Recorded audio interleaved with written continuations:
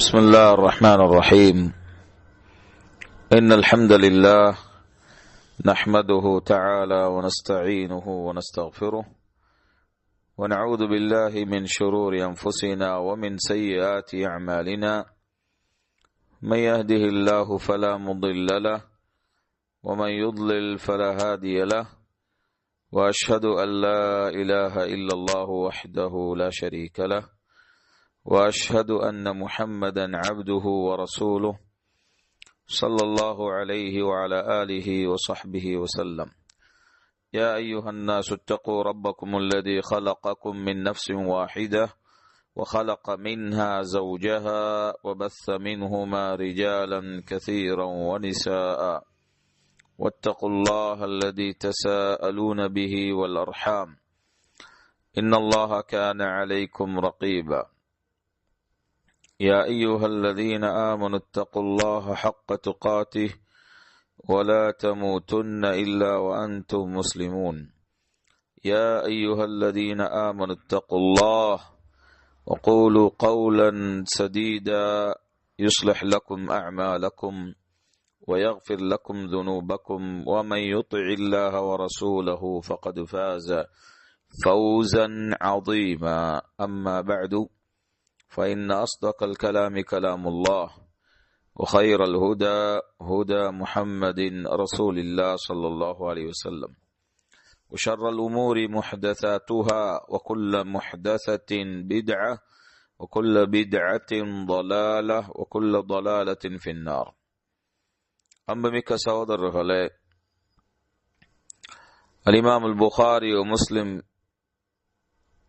அவர்கள் அறிவித்த பதிவு செய்த ஹதீஸில் அபூ ஹுரைரா ரலியல்லாஹு அன்ஹு அவர்கள் அறிவிக்கிறார்கள், ரசூலுல்லாஹ் ஸல்லல்லாஹு அலைஹி வஸல்லம் அவர்களை தொட்டும், அல் உம்ரத்து இலல் உம்ரத்தி கஃபாரத்துன் லிமா பைனஹுமா வல் ஹஜ்ஜுல் மப்ரூர் லைஸ லஹு ஜஸாஉன் இல்லல் ஜன்னah.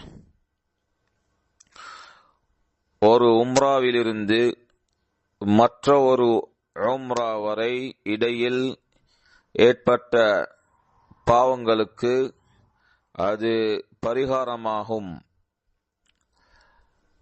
ஏற்றுக்கொள்ளப்பட்ட ஹஜ்ஜிற்கு சுவனத்தை தவிர வேறு கூலி இல்லை என்று ரசூலுல்லாஹ் ஸல்லல்லாஹு அலைஹி வஸல்லம் அவர்கள் கூறியுள்ளார்கள்.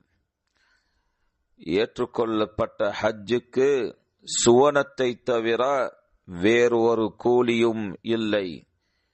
சுப்ஹானல்லாஹ்.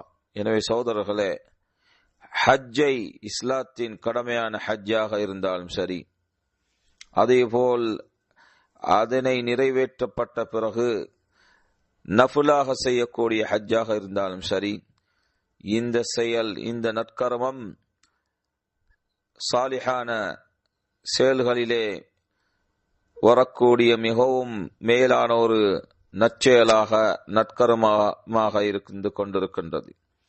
இஸ்லாத்தின் ஒரு தூணான ஹஜ்ஜை நிறைவேற்றுவது மிகவும்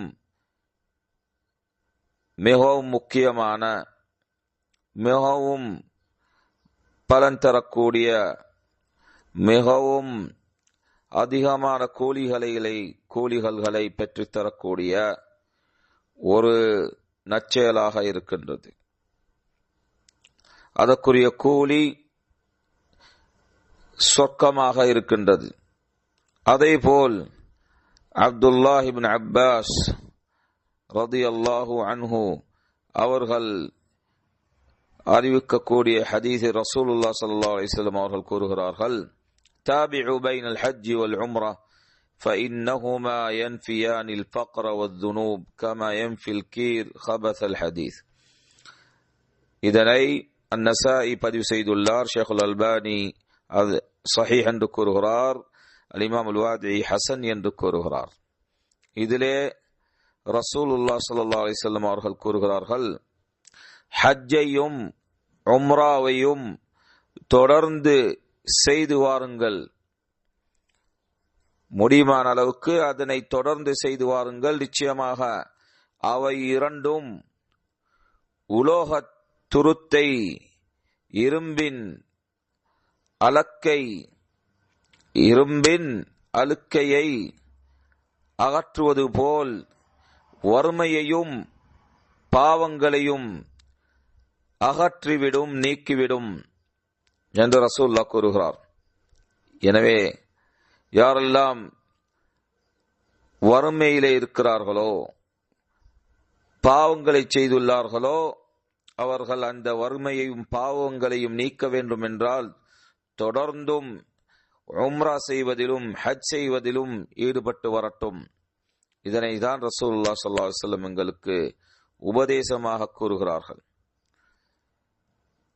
அதேபோல் சகோதரர்களே, அபூ ஹுரைரா ரலியல்லாஹு அன்ஹு அவர்கள் அறிவிக்கக்கூடிய ஹதீஸில் ரசூலுல்லாஹ் ஸல்லல்லாஹு அலைஹி வஸல்லம் அவர்கள் கூறுகிறார்கள், ஜிஹாதுல் கபீர் வஸ்ஸகீர் வல்தஈஃப் வல்மர்அ அல் ஹஜ் வல் உம்ரா.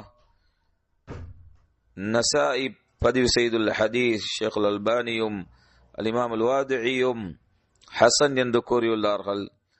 இதிலே ரசூலுல்லாஹ் ஸல்லல்லாஹு அலைஹி வஸல்லம் அவர்கள் கூறுகிறார்கள், முதியவர், சிறுவர், பலவீனமானவர் மற்றும் பெண்ணின் ஜிஹாத், இந்த நபர்களுடைய ஜிஹாத் என்னவென்றால் ஹஜ்ஜும் உம்ராவாகும் என்று ரசூலுல்லாஹ் ஸல்லல்லாஹு அலைஹி வஸல்லம் அவர்கள் கூறுகிறார்கள். அவர்களுக்கு ஜிஹாத் செய்வது முடியாமல் இருக்கலாம், அதற்குரிய சக்தி அவர்களுக்கு இல்லாமல் இருக்கலாம். எனவே அவர்களுடைய, முதியவர்களுடைய, சிறியவர்களுடைய, பலவீனமானவர்களுடைய, பெண்களுடைய ஜிஹாத் ஹஜ்ஜை உம்ராவை நிறைவேற்றுவது என்று ரசூலுல்லாஹ் ஸல்லல்லாஹு அலைஹி வஸல்லம் அவர்கள் கூறுகிறார்கள். அதேபோல் சகோதரர்களே, ஆயிஷா ரலியல்லாஹு அன்ஹா அவர்கள் கூறுகிறார்கள், அல்லாஹ்வுடைய தூதரே, பெண்களுக்கு ஜிஹாத் உள்ளதா? அவர்கள் மீது ஜிஹாத் கடமையாகுமா என்று கேட்டபோது ரசூலுல்லாஹ் கொடுத்த பதில், ஆம், அவர்களுக்கான ஜிஹாத் உண்டு, அதில் போர் இல்லை, அதுதான் ஹஜ்ஜும் உம்ராவும் ஆகும் என்று ரசூலுல்லாஹ் கூறுகிறார். பெண்களுடைய ஜிஹாத் என்னவென்றால் ஹஜ்ஜையும் உம்ராவையும் நிறைவேற்றுவது. இது ஜிஹாத், அதிலே போர் இல்லாத ஒரு ஜிஹாத். இதனை இப்னு மாஜா பதிவு செய்துள்ளார். ஷேக் அல் அல்பானி சஹீஹ் என்று கூறியுள்ளார். அதேபோல் சகோதரர்களே, அபூ ஹுரைரா அறிவிக்கக்கூடிய ஹதீஸ் ரசூலுல்லாஹ் ஸல்லல்லாஹு அலைஹி வஸல்லம் அவர்கள் கூறியதாக, வஃப்துல்லாஹி ஸலாஸா அல் காஸி வல் ஹாஜ் வல் முஅ்தமிர் என்று கூறுகிறார். அல்லாஹ்வின் விருந்தினர்கள், விருந்தாளிகள் மூவர், மூன்று சாரார். அல்லாஹ்வின் பாதையில் போரிடுபவர், இரண்டாவது ஹஜ் மற்றும் உம்ரா செய்பவர் என்று ரசூலுல்லாஹ் ஸல்லல்லாஹு அலைஹி வஸல்லம் அவர்கள் கூறுகிறார்கள். இதனை நசாஇ பதிவு செய்துள்ளார். ஷேக் அல் அல்பானி சஹீஹ் என்று கூறுகிறார். எனவே ஹஜ்ஜை நிறைவேற்றுபவர்கள், உம்ராவை நிறைவேற்றுபவர்கள் அல்லாஹ்வுடைய விருந்தினர்கள், விருந்தாளிகள் சகோதரர்களே. அதேபோல் அப்துல்லாஹ் இப்னு உமர் ரலியல்லாஹு அன்ஹு அவர்களுடைய ரிவாயத்தில் ரசூலுல்லாஹ் கூறியதாக வருகிறது, அல் காஸி ஃபீ சபீலில்லாஹ் வல் ஹாஜ் வல் முஅ்தமிர் வஃப்துல்லாஹ் தஆஹும் ஃபஅஜாபு வஸஅலூஹு ஃபஅதாஹும் என்று ரசூலுல்லாஹ் ஸல்லல்லாஹு அலைஹி வஸல்லம் அவர்கள் கூறுகிறார்கள். அல்லாஹ்வின் பாதையில் போரிடுபவர், ஹஜ் மற்றும் உம்ரா செய்பவர், இவர்கள் அல்லாஹ்வின் விருந்தினர்கள், அல்லாஹ்வுடைய விருந்தாளிகள். அவர் அவர்களை அழைத்தார், அல்லாஹ் அவர்களை அழைத்தான், அவர்கள் பதிலளித்தார்கள். அவர்கள் அவனிடம் கேட்டால் அல்லாஹ் அவர்களுக்கு கொடுத்து விடுவான் பதிலளித்து விடுவான் என்று ரசூலுல்லாஹ் கூறியதாக இந்த ஹதீஸில் வந்துள்ளது. இந்த ஹதீஸை இப்னு மாஜா பதிவு செய்துள்ளார். இதனை ஷேகுல் அல்பானி ஹசன் என்று கூறியுள்ளார்.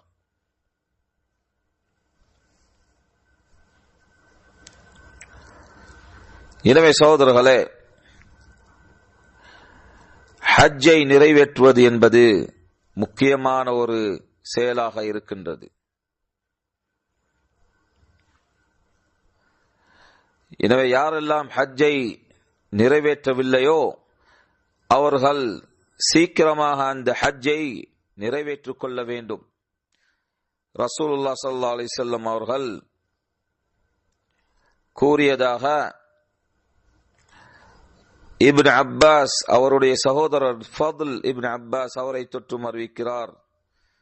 ரசூலுல்லாஹ் கூறியதாக மன் அராதல் ஹஜ்ஜ ஃபல்யதஅஜ்ஜல் فإنه قد يمرض المريض وتضل الضالة وتعرض الحاجة என்று ரசூலுல்லாஹ் ஸல்லல்லாஹு அலைஹி வஸல்லம் அவர்கள் கூறுகிறார்கள். ஹஜ் செய்ய விரும்புபவர் அவசரப்பட்டு அதனை செய்து கொள்ளட்டும். ஏனெனில் ஒருவர் நோய்வாய்ப்படலாம்,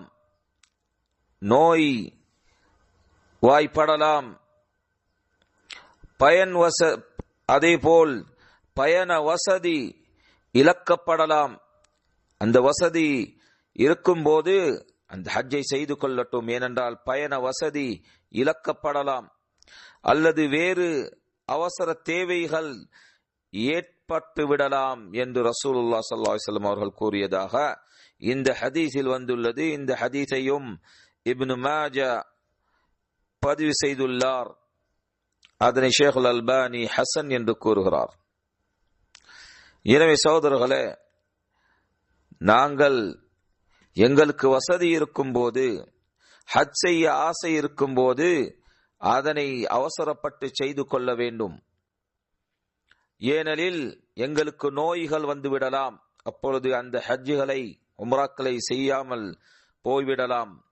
இல்லாவிட்டால் பயண வசதி இழக்கப்படலாம். எங்களுக்கு தற்பொழுது காசுகள் இருக்கலாம், பணங்கு வசதிகள் இருக்கலாம். அப்படி வசதிகள் இருக்கும் போது நாங்கள் அதனை கட்டாய கடமையாக இஸ்லாத்துடைய ஹஜ்ஜை செய்து கொள்ள வேண்டும்.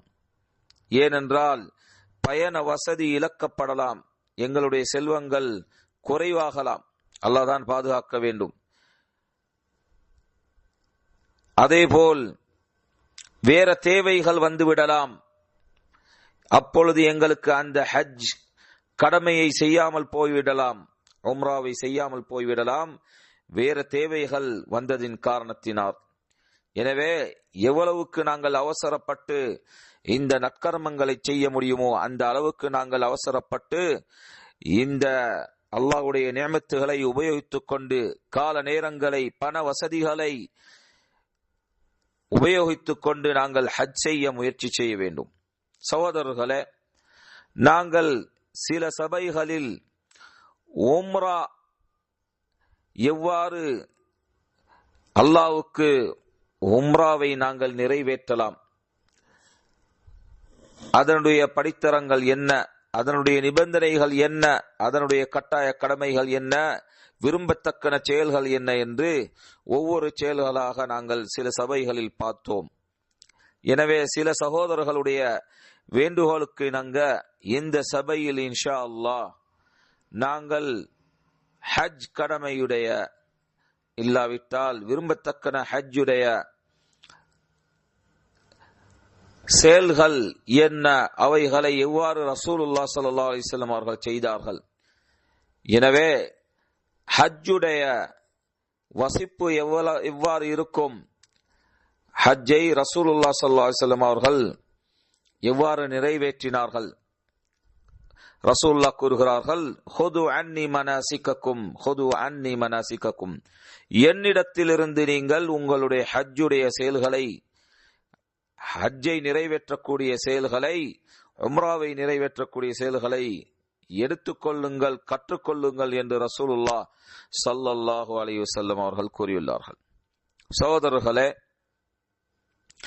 எனவே இந்த சபையில் எங்களுக்கு முடியுமான அளவுக்கு சுருக்கமாக இன்ஷா அல்லாஹ் ஹஜ்ஜுடைய செயல்களை நாங்கள் எவ்வாறு ரசூலுல்லாஹ் ஸல்லல்லாஹு அலைஹி வஸல்லம் அவர்கள் செய்தார்கள் என்பதற்குரிய விளக்கணத்தை அல்லாஹ்வுடைய உதவியை கொண்டு அல்லாஹ்வுடைய உதவியை தேடி நாங்கள் பார்ப்போம் இன்ஷா அல்லாஹ்.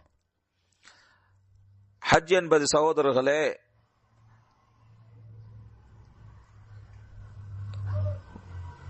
துல்ஹிஜ்ஜாவுடைய 8வது தினமான யௌமுத் தர்வியா என்ற தினத்தில் ஆரம்பிக்கப்பட வேண்டும். 8வது தினம் அரஃபா தினத்துக்கு முன்னே வரக்கூடிய 8வது தினம் யௌமுத் தர்வியா என்று கூறப்படும். அந்த தினத்தில் யார் மக்காவில் இருக்கிறார்களோ, அந்த மீகாத்துடைய எல்லைக்குள் இருக்கிறார்களோ, அவர்கள் அந்த இடத்திலே இருந்து இஹ்ராம் செய்ய வேண்டும். இஹ்ராம் செய்ய வேண்டும். ஹஜ்ஜுடைய நியத்தை வைத்துக் கொள்ள வேண்டும். அவர்கள் எவ்வாறு உம்ரா செய்யும் போது குளித்துக் கொண்டு அதேபோல் நல்ல வாசமான பொருள்களை உபயோகித்து அவர்கள் தொழுகையை நிறைவேற்றிவிட்டு அந்த இஹ்ராம் என்ற அம்சத்தை ஆரம்பித்தார்களோ, அதேபோல் ஹஜ்ஜையும் அவர்கள் ஆரம்பிக்க வேண்டும்.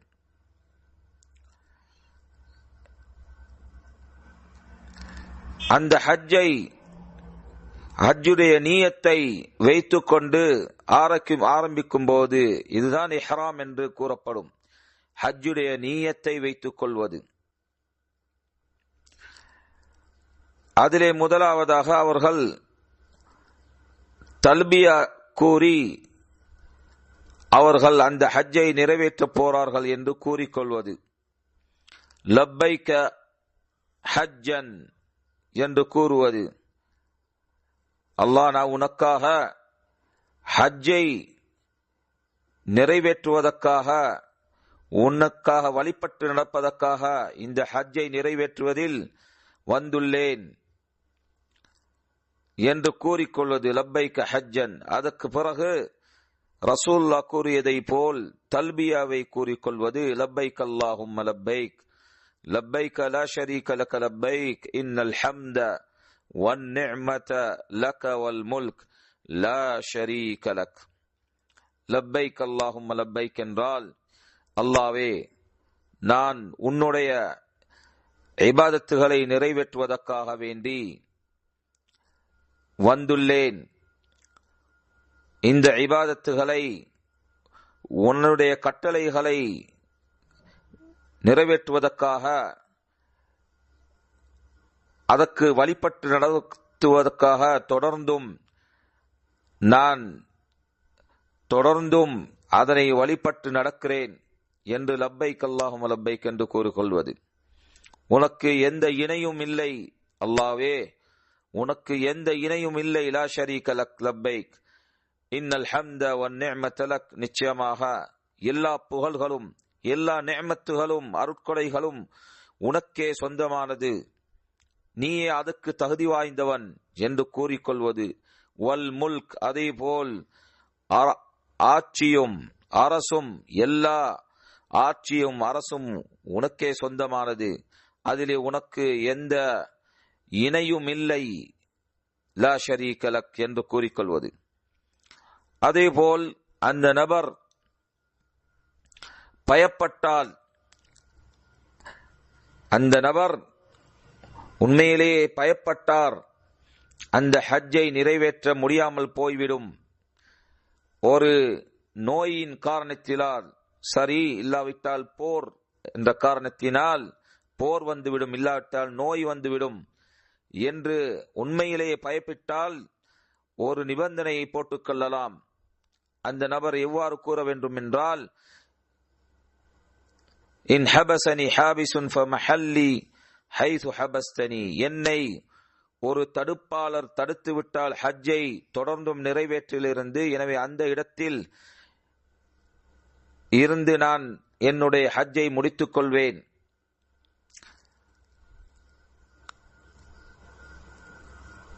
எனவே இந்த ஒரு நிபந்தனையை போட்டுவிட்டால் அதனுடைய பலன் என்னவென்றால், அப்பொழுது அந்த நபர் ஹஜ் செய்வதிலிருந்து தடுக்கப்பட்டு விட்டால், ஹஜ் செய்யாமல் போய்விட்டால் அந்த நபருக்கு கட்டாய கடமையாகாது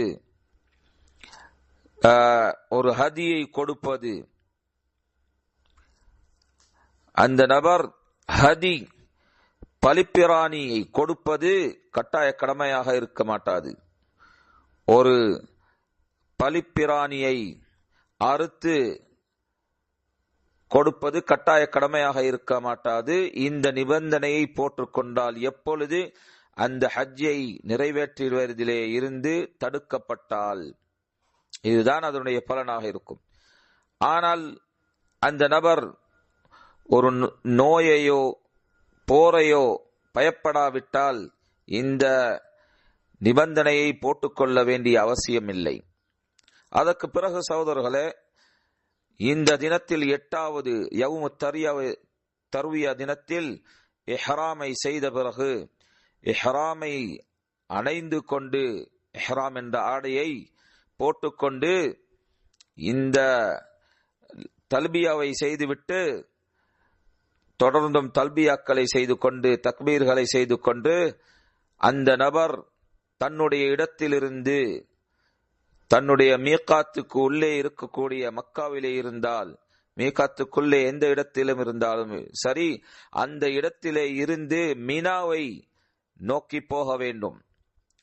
மினாவை நோக்கி போய்விட்டால் அங்கே துஹர் தொழுகையையும் அசர் தொழுகையையும் ஒன்று சேர்த்து தொழ வேண்டும்.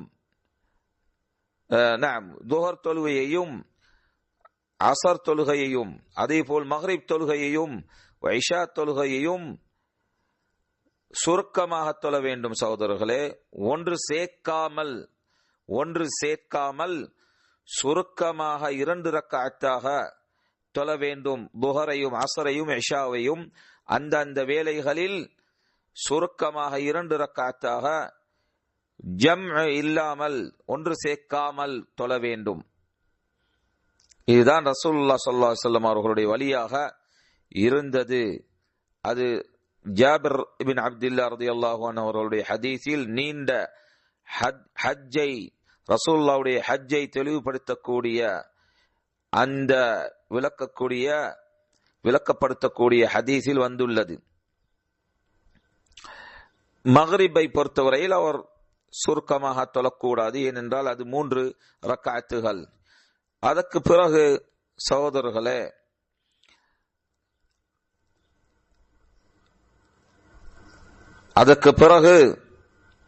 சகோதரர்களே, யௌமுல் அரஃபா 9வது தினம், துல்ஹிஜ்ஜாவுடைய 9வது தினம் யௌமுல் அரஃபா என்ற தினத்தில் சூரியன் உதிக்கப்பட்டால் அந்த ஹஜ்ஜை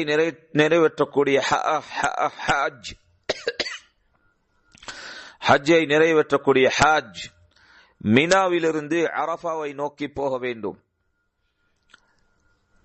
அவ்வாறு போகும்போது நமீரா என்ற இடத்தில், அது மஸ்ஜித் நபிராவும் இருக்கின்றது, அந்த இடத்துக்கு போய் துஹர் வரையில் இருக்க வேண்டும். அது முடியுமாக இருந்தால், இல்லாவிட்டால் அது ஒரு விருப்பத்துக்குரிய ஒரு செயல், சுன்னாவாக இருக்கும், முஸ்தஹப்பான ஒரு செயலாக இருக்கும், கட்டாய கடமை இல்லை. முடியுமாக இருந்தால் அவர் நமீராவுக்கு போய் துஹர் வரைக்கும் அங்கே இருக்க வேண்டும். அதற்கு பிறகு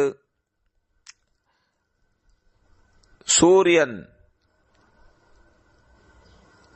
அதாவது துஹர் தொழுகை நேரம் வந்துவிட்டால்,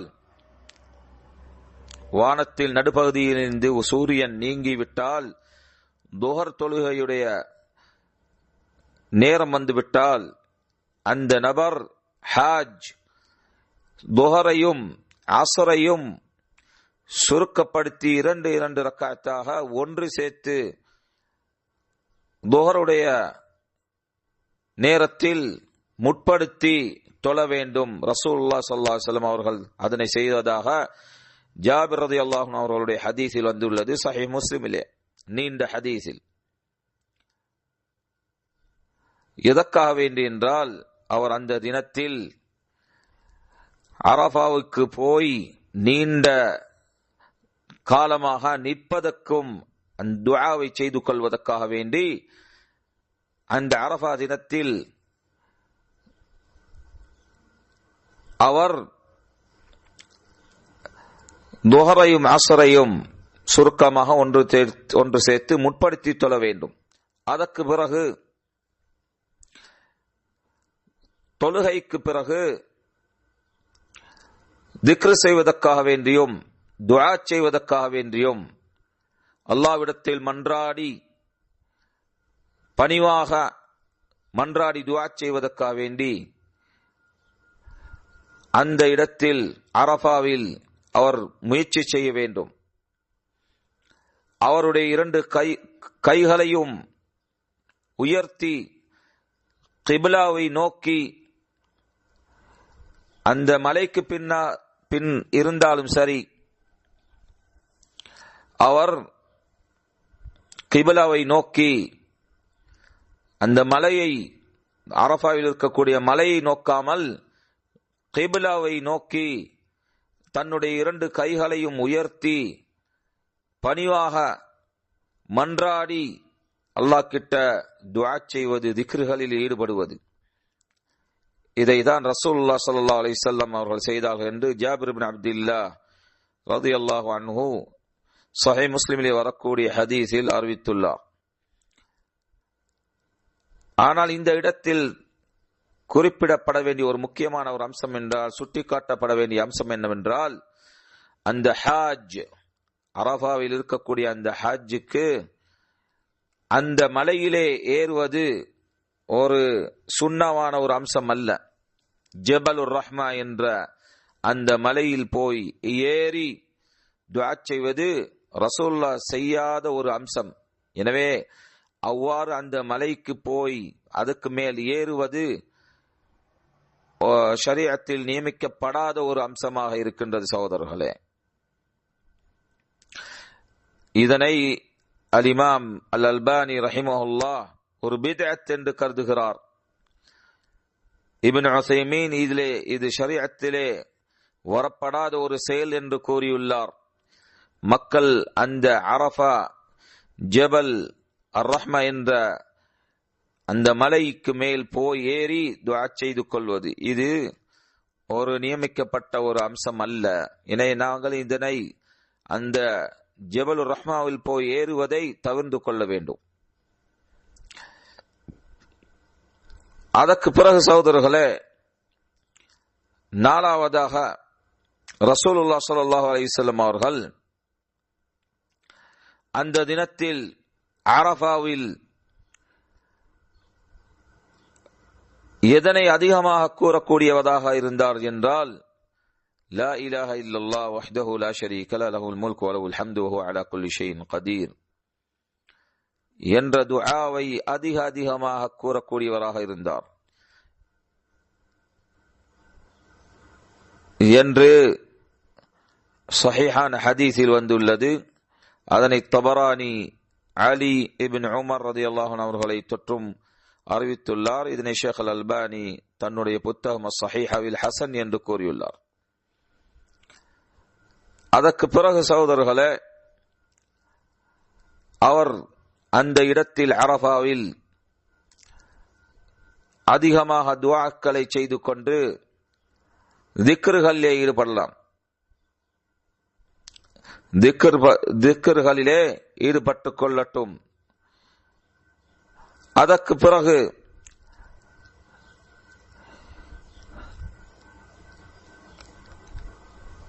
பிறகு முக்கியமாக அசர் அந்த நேரத்தில் சூரியன்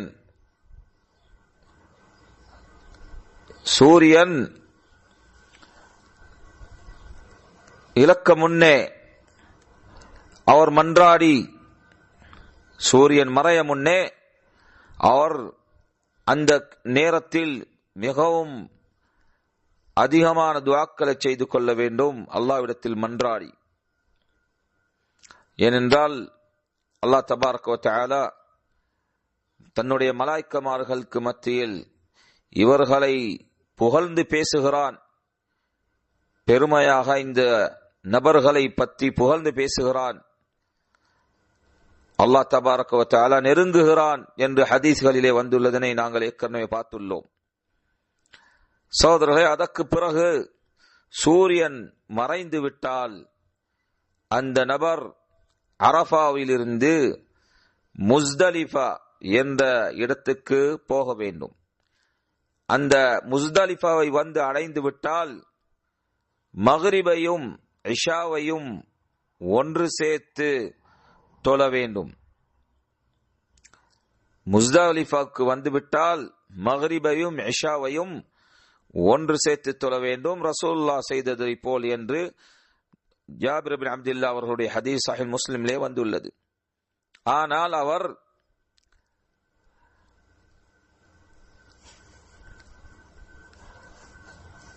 இது இஷாவுக்கு முன்னே வந்துவிட்டால் அந்த தொழுகையை மக்ரிபை அந்த நேரத்தில் தொழுது கொள்ளட்டும், இஷாவை அந்த நேரத்தில் தொழுது கொள்ளட்டும், இஷாவுடைய நேரத்தில். ஆனால் இஷாவுக்கு பின்னே வந்தால் அந்த ரெண்டு தொழுகையையும் ஒன்று சேர்த்து சுருக்கமாக இஷாவை தொழுது கொள்ளட்டும். இதுதான் சுன்னah. ஆனால் மக்ரிப் நேரத்தில் முஸ்தலிஃபாக்கு வந்துவிட்டால் அவர் மக்ரிபை மாத்திரம் தொழுது கொள்ளட்டும்.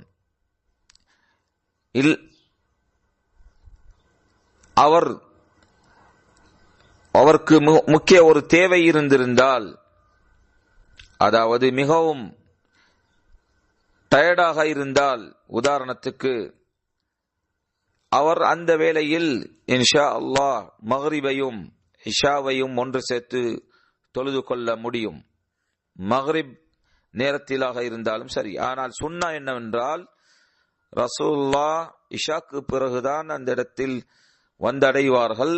வந்தடைந்து மக்ரிபையும் இஷாவையும் ஒன்று சேர்த்து தொழுவார்கள். இதுதான் சுன்னா. சகோதரர்களே,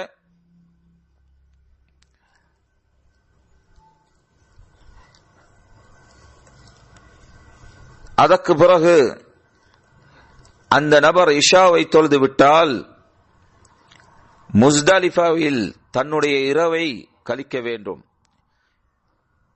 இதனை ரசூலுல்லாஹ் ஸல்லல்லாஹு அலைஹி வஸல்லம் அவர்கள் ஃபஜ்ர் உதிர்க்கும் வரையில் ரசூலுல்லாஹ் அந்த இடத்தில் இரவை கழித்தார்கள், தூங்கிக் கொண்டார்கள் என்று ஜாபிர் இப்னு அப்துல்லாஹ் அவர்களுடைய ஹதீஸ் சஹீஹ் முஸ்லிமிலே வந்துள்ளது. எனவே முஸ்தலிஃபாவில் இரவை கழிப்பது கட்டாய கடமையான ஒரு செயலாக இருக்கும். சகோதரர்களே, யாருக்கு தவிர என்றால், யார் பலகீனமான இருக்கக்கூடிய நோய்வாளிகளாக இருக்கிறார்களோ, வயதடைந்தவர்களாக இருக்கிறார்களோ, முதியவர்களாக இருக்கிறார்களோ, இல்லாவிட்டால் பெண்கள், பலகீனமான பெண்கள், அவர்களுக்கு ரசூலுல்லாஹ் ஸல்லல்லாஹு அலைஹி வஸல்லம் அனுமதி கொடுத்துள்ளார்கள்.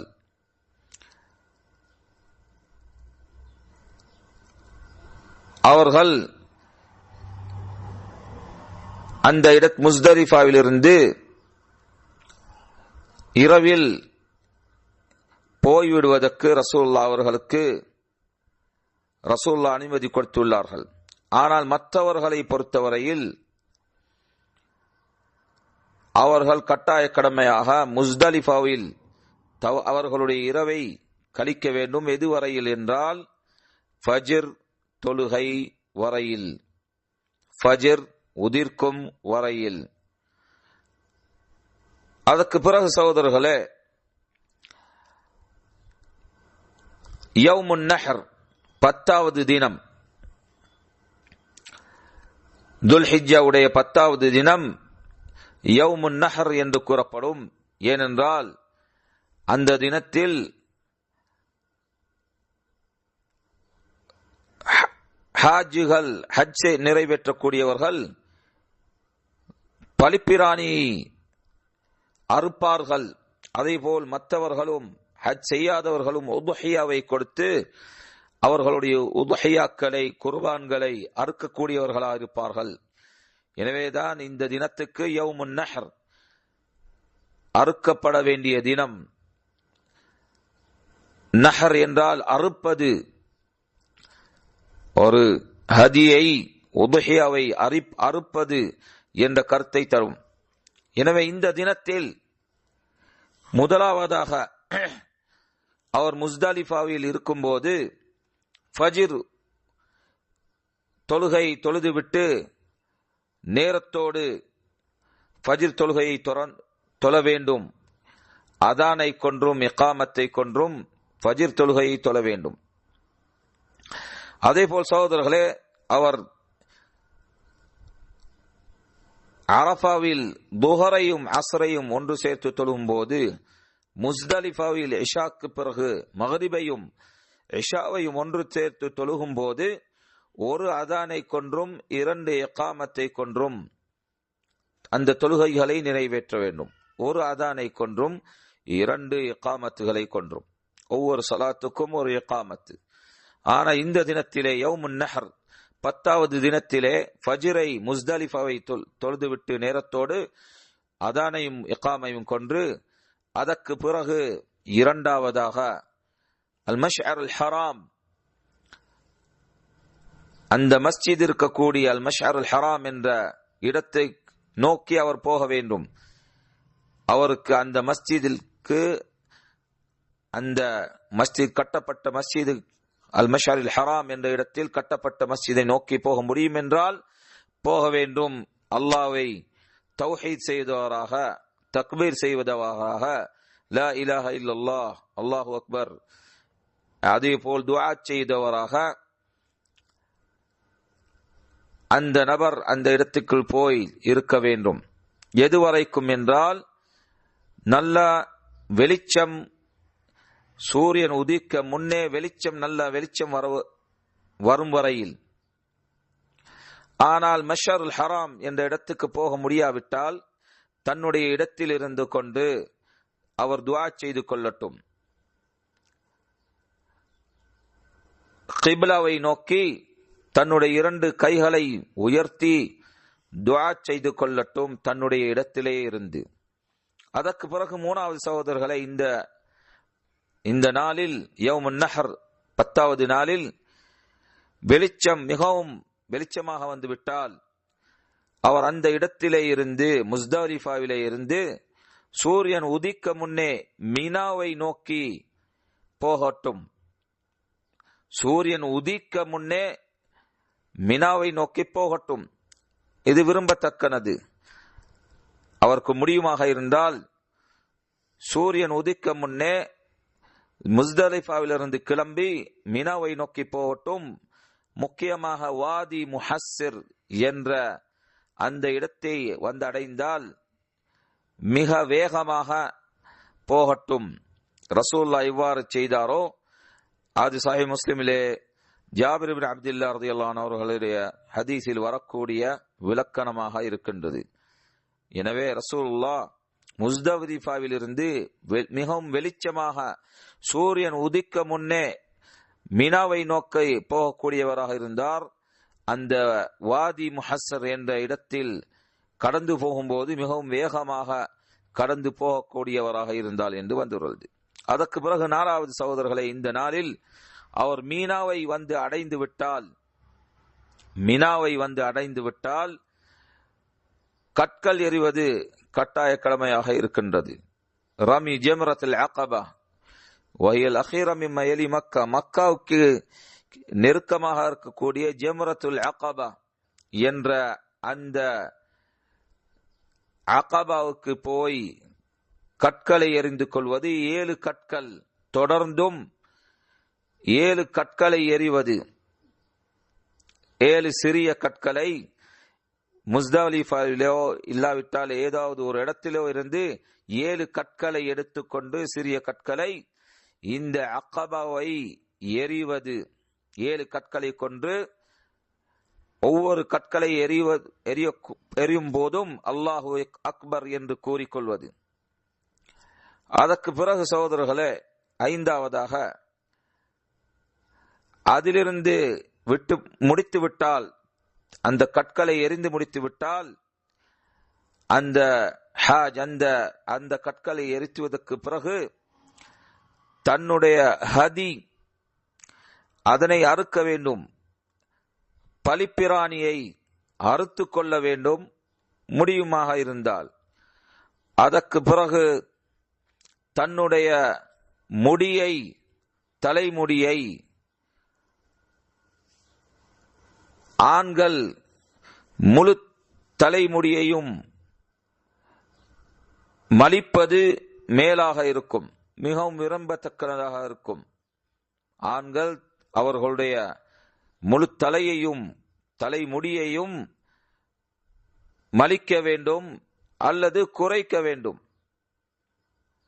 ஆண்களாக இருந்தால். பெண்களை பொறுத்தவரையில் அவர்கள் குறைத்துக் கொள்ளலாம், மலிக்காமல் குறைத்துக் கொள்ள வேண்டும். எந்த அளவுக்கு என்றால், ஒரு சிறிய அளவுக்கு தன்னுடைய விரலில் முகல் பகத்தில் அளவுக்கு, ஒரு சிறிய அளவுக்கு தன்னுடைய முடிகளிலிருந்து ஒரு பகுதியை பெண்கள் எடுத்துக்கொள்ள வேண்டும். அதற்கு பிறகு சகோதரர்களே, மக்காவை நோக்கி போக வேண்டும். இது 6வதாக. அந்த யௌமுன் நஹர் என்ற தினத்தில் மக்காவை நோக்கி போக வேண்டும். தன்னுடைய ஹதி பலிப்பிராணியை அறுத்து விட்டால் அதற்கு பிறகு தன்னுடைய முடியை மலித்து விட்டால், இல்லாவிட்டால் குறைத்து விட்டால், மக்காவை நோக்கி போக வேண்டும். அங்கே போய் மஸ்ஜிதுல் ஹராமில் தவாஃப் செய்து சஐ செய்ய வேண்டும்.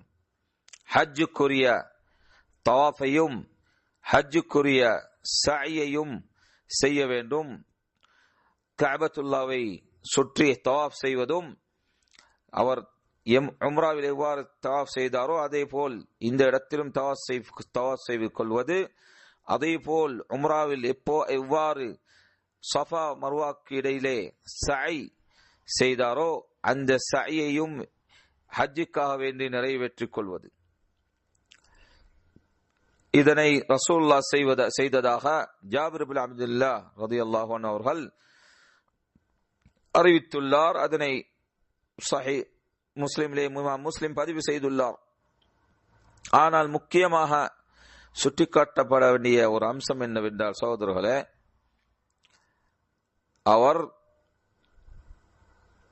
அந்த தினத்தில் தன்னுடைய இந்த செயல்களை சரியான முறையில் நிறைவேற்ற முயற்சி செய்வது.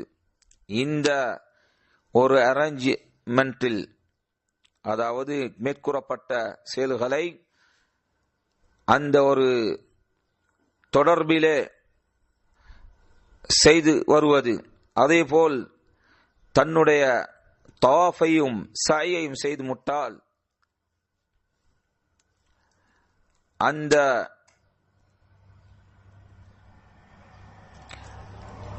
தான்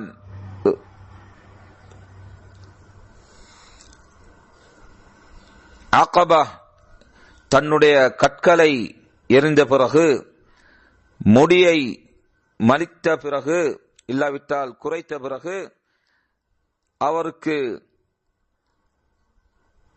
மக்காவை சென்று தவாப் செய்ய போக முன்னே ரசூலுல்லாஹ் ஸல்லல்லாஹு அலைஹி வஸல்லம் அவர்கள் நறுமணம் பூசிக்கொண்டதாக சுன்னாவாக இருக்கின்றது.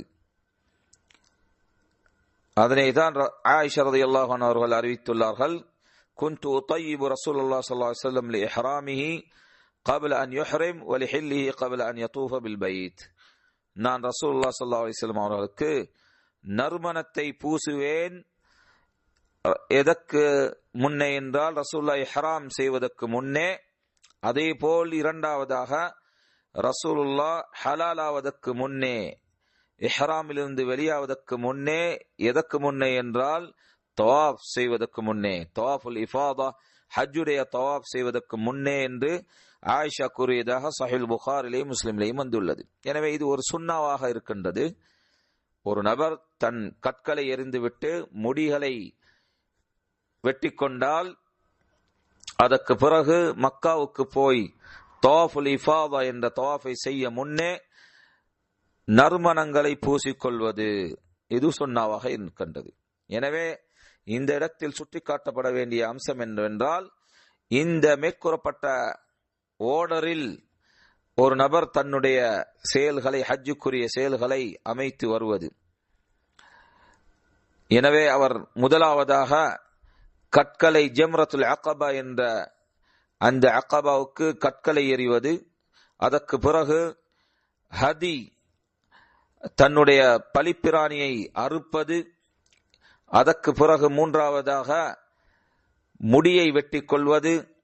ஒன்றோ முடியை முழுமையாக மலிக்க வேண்டும் ஆண்களாக இருந்தால், இல்லாவிட்டால் குறைத்துக் கொள்வது, பெண்களும் அதிலே இருந்து சிறிய ஒரு அம்சத்தை குறைத்துக் கொள்வது.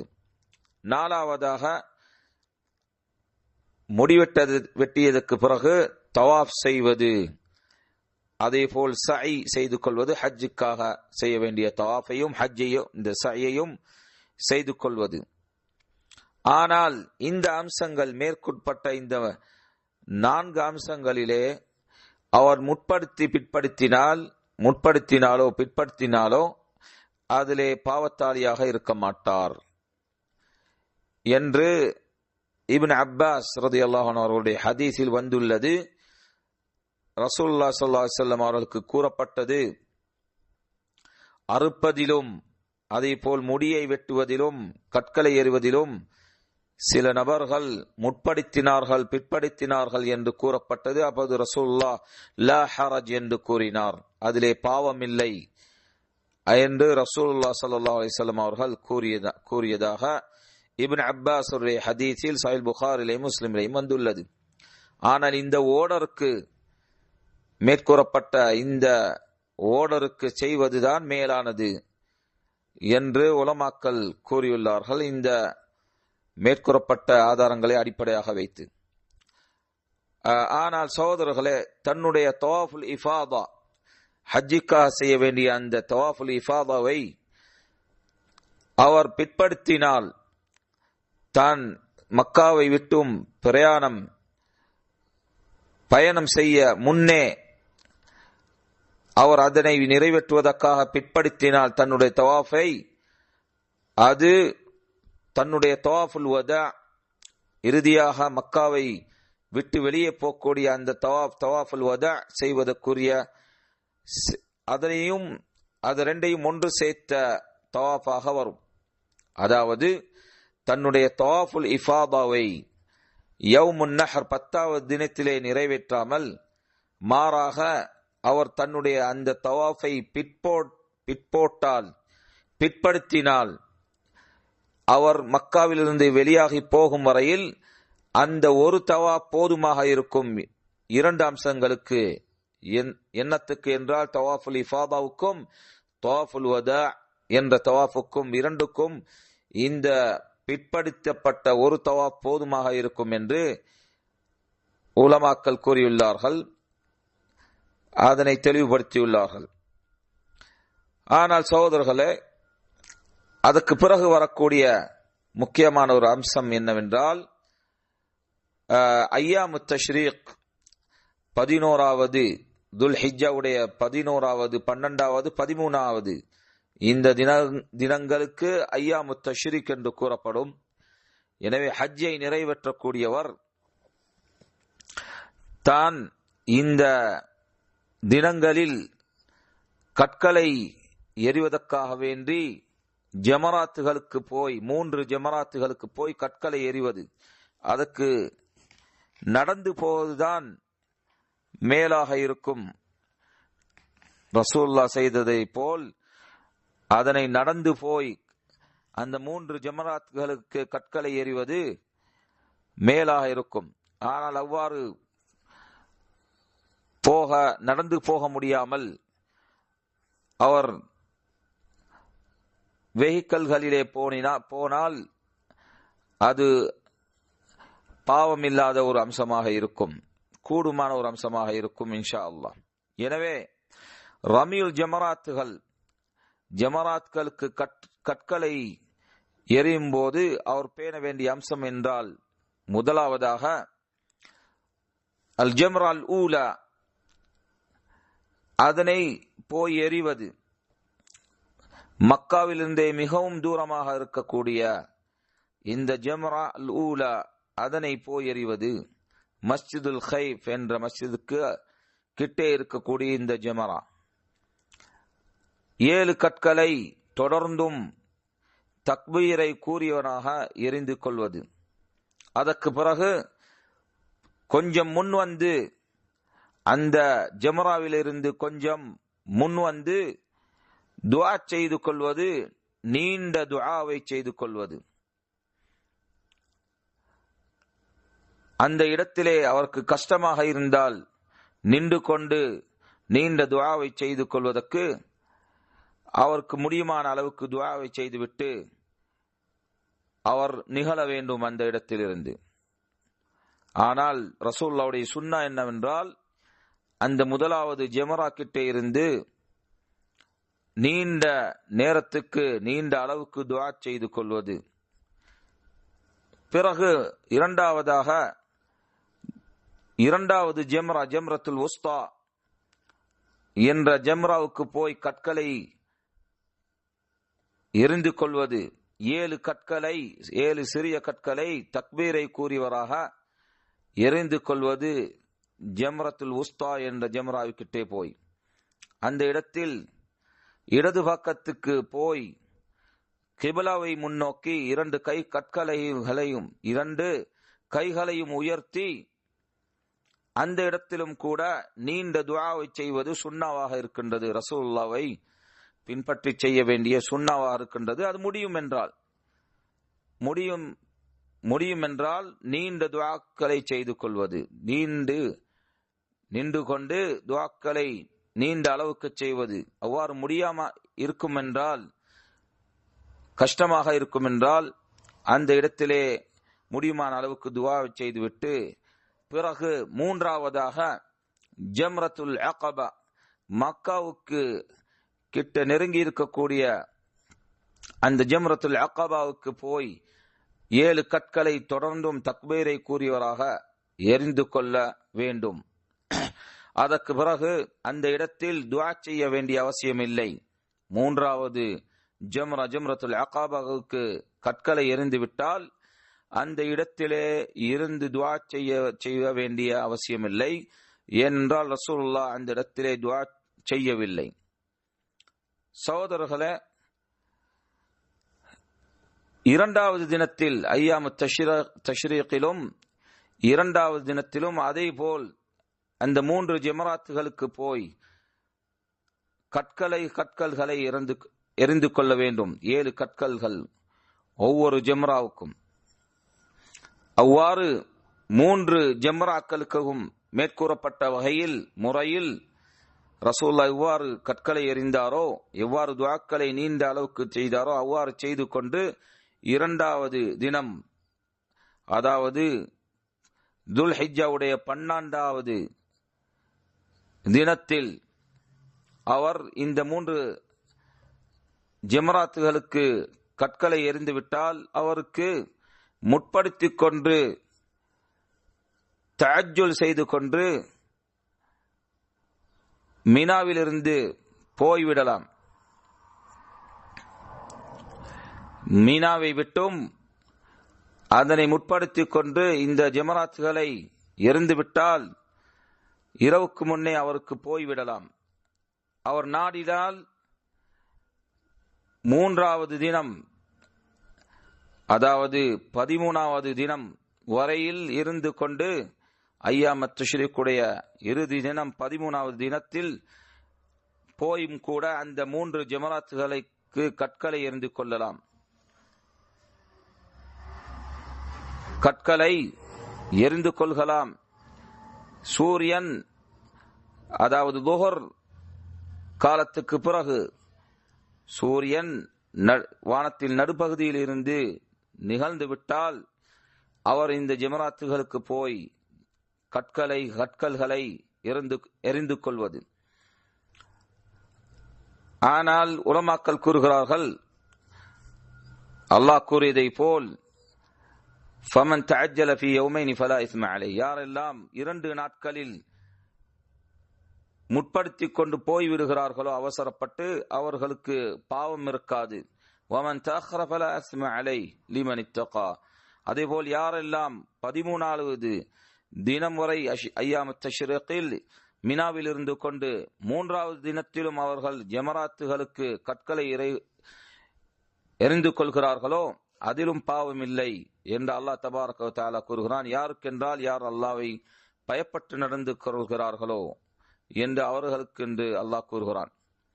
ஆனால் 13வது நாள் வரை மினாவில் இருந்து 3 ஜமராத்துகளையும் கற்களை எறிந்து கொள்வது மேலாக இருக்கும்.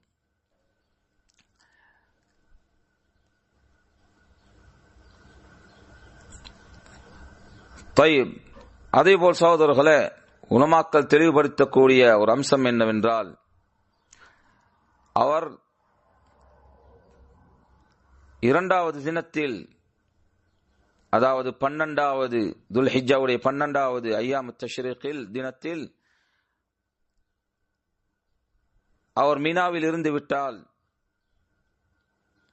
சூரியன் மறைந்து போகும்போது அப்பொழுது கட்டாய கடமையாக அவர் 13வது தினத்திலும் இருந்து 3 ஜமராத்துக்குரிய கற்களை எறிந்துவிட வேண்டும். ஆனால் சூரியன் மறைக்க முன்னே அவருக்கு போக வேண்டும் என்றால் போய்விடலாம். சூரியன் மறைந்து விட்டால் அந்த தினத்தில் 12வது தினத்தில் அவர் கட்டாய கடமையாக 13வது தினத்தையும் பூர்த்தி செய்து போக வேண்டும் என்பதனை உலமாக்கள் தெளிவுபடுத்தியுள்ளார்கள். இறுதியாக சகோதரர்களே, ஹஜ்ஜை நிறைவேற்றியதில் வரக்கூடிய இறுதியான ஒரு அம்சம் என்னவென்றால், தவாஃபுல் வதா. இந்த 3 நாட்கள் ஐயாமத் தஷ்ரீக்கில் 3 நாட்களில் மினாவில் இருந்து விட்டு அதற்கு பிறகு அவர் மினாவில் இருந்து போய்விடலாம். 3 நாட்கள் முடிந்து விட்டால் 3வது நாட்டில் சூரியன் மறைந்த பிறகு அவருக்கு மினாவிலிருந்து நிகழ்ந்து போய்விடலாம். ஆனால் மக்காவிலிருந்து அவர் போக முன்னே தவாஃபுல் வதா என்ற தவாஃபை செய்து கொள்ள வேண்டும். இது கட்டாய கடமை. யாரை தவிர என்றால் மாதவிடாய் இருக்கக்கூடிய பெண்களை தவிர இது கட்டாய கடமையாக இருக்கின்றது. அவர் மக்காவிலிருந்து தன்னுடைய நாட்டை நோக்கி வெளியாகி போகும்போது தவாஃபுல் வதா என்ற தவாஃபை செய்து கொண்டு போவது. இது சஹீஹ் முஸ்லிமிலே, புகாரிலே இப்னு அப்பாஸ் ரலியல்லாஹு அன்ஹு அவர்கள் அறிவித்த ஹதீஸில் வருகிறது, மக்கள் ஏவப்பட்டார்கள், அவர்களுடைய இறுதி செயல் என்னவாக இருக்க வேண்டும் என்றால் கஅபத்துல்லாஹ்க்கு போய் தவாஃப் செய்வதாக இருக்க வேண்டும். யாருக்கு தவிர என்றால் மாதவிடாய் இருக்கக்கூடிய பெண்களுக்கு தவிர என்று ரசூலுல்லாஹ் ஸல்லல்லாஹு அலைஹி வஸல்லம் அவர்கள் கூறியுள்ளார்கள். எனவே சகோதரர்களே, மாதவிடாய் இருக்கக்கூடிய ஒரு பெண்ணுக்கு இந்த தவாஃபுல் வதா கட்டாய கடமையாக இருக்க மாட்டாது. எனவே அந்த பெண்ணுக்கு இந்த தவாஃபை செய்யாமல் போகலாம். தவாஃபுல் இஃபாதா செய்திருந்தால் இந்த தவாஃபை செய்யாமல் போகலாம். எனவே இதன் மூலமாக ஒரு ஹாஜ் தன்னுடைய செயல்களை முடித்து இருப்பார். இந்த மஜ்லிஸில் சுருக்கமாக ஒரு ஹாஜ் தன்னுடைய ஹஜ்ஜை நிறைவேற்றும் போது தன்னுடைய ஹஜ்ஜை எவ்வாறு ஆரம்பிக்க வேண்டும், எந்த நேரத்திலிருந்து ஆரம்பிக்க வேண்டும், எந்த வகையில் தன்னுடைய ஹஜ்ஜை தன்னுடைய ஹஜ்ஜுடைய செயல்களை முடிக்க வேண்டும் என்பதனை சுருக்கமாக பார்த்தோம். வல்லாஹு தஆலா அலம். அல்லாஹ் தான் எனக்கும் எங்களுக்கும் உங்களுக்கும் அல்லாஹ்வுடைய கஅபத்துல்லாவுக்கு போய் ஹஜ்ஜை நிறைவேற்றக்கூடிய, தொடர்ந்தும் உம்ராக்களை நிறைவேற்றக்கூடிய பாக்கியங்களை அல்லாஹ் எங்களுக்கு தர வேண்டும் என்று கேட்டுக்கொண்டு, எங்களுடைய அதே போல் ஹஜ்ஜை நிறைவேற்றக்கூடிய, உம்ராக்களை நிறைவேற்றக்கூடிய முஸ்லிம்களுடைய அந்த நற்செயல்களை அல்லாஹ் ஏற்றுக்கொள்ள வேண்டும், அவர்களுக்குரிய பாவங்களை அல்லாஹ் கொடுக்க வேண்டும், அவர்களுடைய குறைபாடுகளை அல்லாஹ் பாவ மன்னிப்பு கொடுத்து அவர்களுடைய நற்செயல்களை, ஹஜ்ஜுகளை, உம்ராக்களை ஏற்றுக்கொள்ள வேண்டும் என்று கேட்டுக்கொண்டு இந்த மஜ்லிஸை முடித்துக் கொள்கிறேன். வல்லாஹு தஆலா அலம். வஸல்லல்லாஹு அலா நபியினா முஹம்மத் வஅலா ஆலிஹி வஸஹ்பிஹி வஸல்லம்.